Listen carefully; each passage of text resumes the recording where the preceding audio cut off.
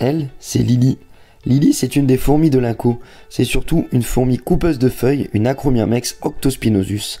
Et en tout cas, aujourd'hui, elle a décidé de découvrir le monde. Tout a commencé en cette matinée quand l'Inco avait nourri ses fourmis. Il leur avait donné des feuilles à découper pour nourrir leurs champignons. Ça, on en parlera plus tard.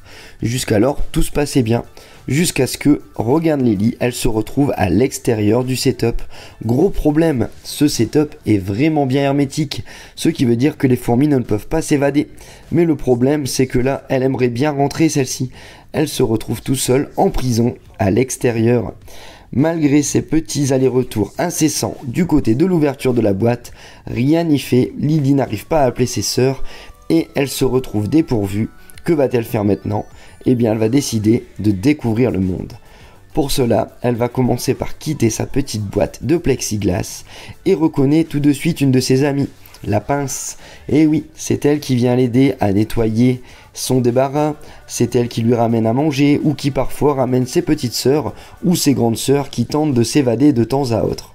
Bref, après lui avoir fait un petit coucou, elle décide de continuer son petit train-train et continue sa petite route. Elle fait un petit ciao à ses sœurs et part pour l'aventure. Alors avant de quitter son meuble à fourmis, celle-ci décide de faire un petit tour également vers ses petites voisines. On va commencer par aller voir nos amis les Camponotus africaines, les fameuses Camponotus maculatus. Un petit coucou aux Gigantops qui sont en dessous et on part voir nos petites maculatus. Les voilà ici, elles tentent de leur demander la route, mais celles-ci n'y prêtent même pas attention, elles préfèrent s'occuper de leur couvain, de leurs œufs et de leurs cocons. Beaucoup de boulot pour une fourmi, n'est-ce pas ? Alors celle-ci décide du coup de continuer son chemin et va tenter d'avoir une copine, une bonne alliée pour aller se promener. Quoi de mieux que de partir avec une Myrmecia nigrocincta, une fourmi piqueuse australienne. Avec elle, elle serait en sécurité pour se balader.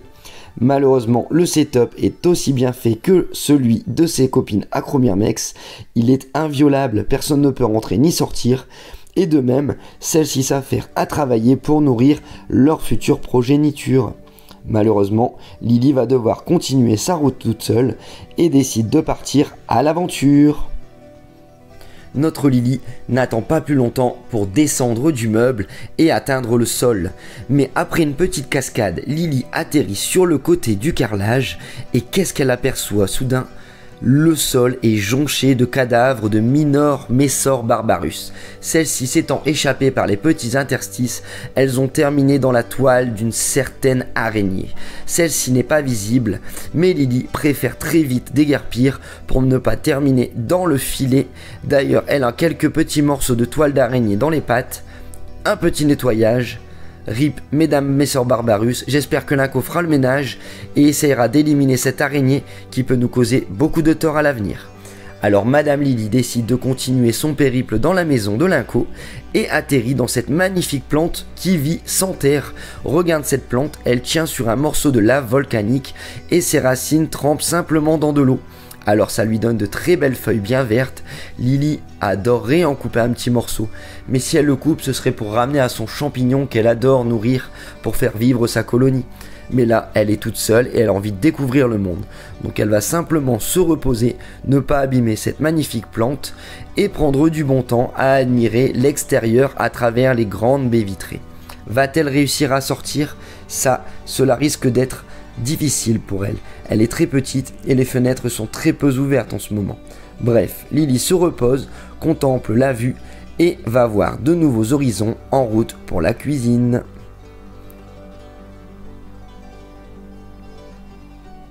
Une fois arrivée à la cuisine, Lily a trouvé une sorte d'Acromyrmex géante. Mais non, ce n'est pas une fourmi. Regarde, il s'agit d'un cactus. Et comme Lily la fourmi, il est doté de nombreux picots. D'ailleurs, cette fourmi s'appelle Acromyrmex octospinosus, octo qui signifie 8 et spinosus qui signifie épine. Et oui, cette fourmi est dotée de 8 épines bien visibles sur le dos de sa cuirasse. Bref, Lily continue son chemin et atterrit sur ce Mimosa pudica, plus connu sous le nom de Mimosa sensitif. Regarde ce qui va se passer lorsque Lily se promène sur la plante. elle se rétracte instinctivement pour se protéger. Malheureusement, celle-ci ne pourra pas être découpée par nos petites coupeuses de feuilles grâce à cette petite protection. Logiquement, elle fait ça plutôt pour se protéger des brouteurs tels que les brebis et les chèvres dans son environnement naturel. Bref, ici pas de brebis, quelques fourmis coupeuses de feuilles, mais il n'y en a pas beaucoup dans les environs. Regarde encore une fois ici lors de son passage. La plante vient se rétracter instinctivement telle une plante carnivore. Celle-ci n'est pas une plante carnivore, ce n'est pas pour attraper la proie, mais surtout pour se défendre. Bref, Lily en apprend tous les jours et se balade émerveillée devant tant de nouveautés. Alors Lily décide donc de descendre et de partir à l'aventure, toujours en quête de vérité sur ce qui se passe à l'extérieur. Mais là, le chemin est semé d'embûches. Et on va commencer avec une grosse boule de poils bien méchante. Lily arrivera-t-elle à sortir? Ça, on en parlera plus tard.